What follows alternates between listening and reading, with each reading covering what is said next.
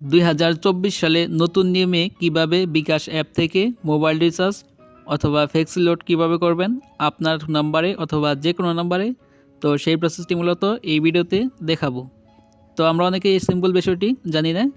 তো আপনি যদি ভিডিওটি শেষ অবধি দেখেন তাহলে আপনি নিজেই আপনার নাম্বারে মোবাইল রিচার্জ অথবা যে কোনো নাম্বারে মোবাইল রিচার্জ দিতে পারবেন অথবা করতে পারবেন।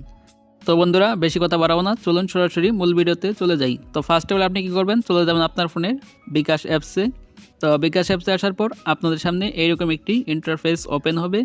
তো এইখান থেকে জাস্ট আপনি আপনার পিনটা দিয়ে দিবেন। তো আপনার বিকাশ অ্যাকাউন্টে যে 5 ডিজিটের পিনটি আছে তো সেই পিনটি এখানে দিয়ে দিবেন। তো জাস্ট আমি পিনটি দিয়ে দিলাম। দেওয়ার পর এখানে দেখতে পাচ্ছেন পরবর্তী। তো পরবর্তীর পাশে তীর চিহ্ন, তো জাস্ট এই তীর চিহ্নতে ক্লিক করতে হবে। তো এখানে ক্লিক করার পর পেজটি অবশ্যই লোডিং হবে।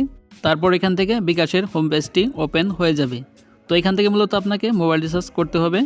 তো ফার্স্ট অফ অল আমি এখানে আমার ব্যালেন্স চেক করুন। তো জাস্ট এখানে ক্লিক করে ব্যালেন্সটা দেখব। তো দেখতে পাচ্ছেন আমার ব্যালেন্স অলরেডি 25 টাকা রয়েছে।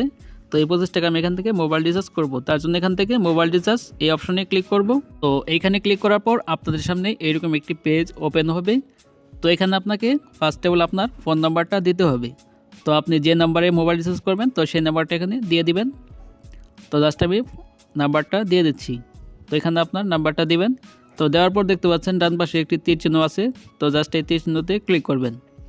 তো এখানে ক্লিক করার পর এখান থেকে দেখতে পাচ্ছেন অপারেটর সিলেক্ট করুন। তো এখানে আপনি যে নাম্বার দিবেন তো সেই নাম্বারটা সিলেক্ট করবেন। রবি হলে রবি দিবেন, গ্রামীণ হলে গ্রামীণ সিলেক্ট করবেন। তারপর এখান থেকে আপনার অ্যামাউন্ট দিতে হবে। তো আপনি কত টাকা মোবাইল রিচার্জ করতে যাচ্ছেন তো সেটি এখানে দিয়ে দিবেন। তো এখান থেকে আমি 25 টাকা রিচার্জ করব, তার জন্য এখানে 25 লিখে দিলাম। লিখে তারপর এখানে তীর চিহ্নতে ক্লিক করতে হবে। তো আপনি যত টাকা রিচার্জ করবেন এখানে তত টাকা লিখে দিবেন। তারপর এখানে ফাইনালি আপনাকে বিকাশের পিন নাম্বারটা দিতে হবে। তো জাস্ট এখানে পিন নাম্বারটি দিয়ে দিবেন।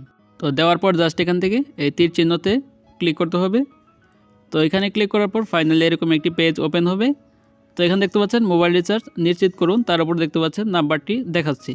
তো এখান থেকে অবশ্যই আপনার নাম্বারটি দেখে নেবেন। তো তারপর এখান থেকে আপনি দেখতে পাচ্ছেন মোবাইল রিচার্জ করতে ট্যাপ করে ধরে রাখুন। তো জাস্ট এখানে আপনাকে ট্যাপ করে ধরে রাখতে হবে।